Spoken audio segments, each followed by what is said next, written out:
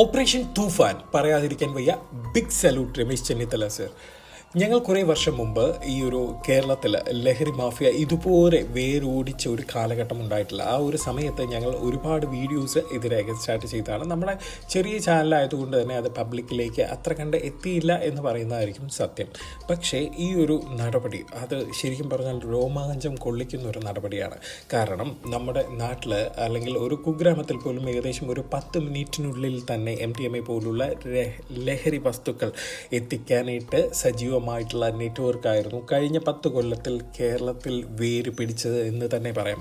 അത് ഒരു പാർട്ടിയെ മുന്നിലല്ല പറയുന്നത്, ആ പാർട്ടിയുടെ പരാജയം തന്നെയാണ് ലഹരിയുടെ വേരുകൾ ഇത്രയധികം ആഴത്തിൽ കേരളത്തിൽ ഓടാൻ കാരണം. അതേ രീതിയിൽ വളരെയേറെ കുഞ്ഞുങ്ങൾ ഇതുപോലുള്ള ലഹരി ഉപയോഗിച്ച് അവരെ പല തരത്തിലുള്ള ഫിസിക്കൽ കോണ്ടാക്റ്റും സെക്ഷൽ കോണ്ടാക്ട്സും ഒക്കെ ആയിട്ട് ഈ HIV പോലുള്ള രോഗങ്ങൾ, ലൈംഗിക രോഗങ്ങളുമായിട്ട് വരുന്നത് ഞങ്ങൾ നേരിട്ട് എക്സ്പീരിയൻസ് ചെയ്യുന്ന ആളുകളായതുകൊണ്ടാണ് ഞങ്ങൾ ഇത് വർഷങ്ങൾക്ക് മുമ്പ് തന്നെ ഇത്ര കാര്യമായിട്ട് അത് പറഞ്ഞത്.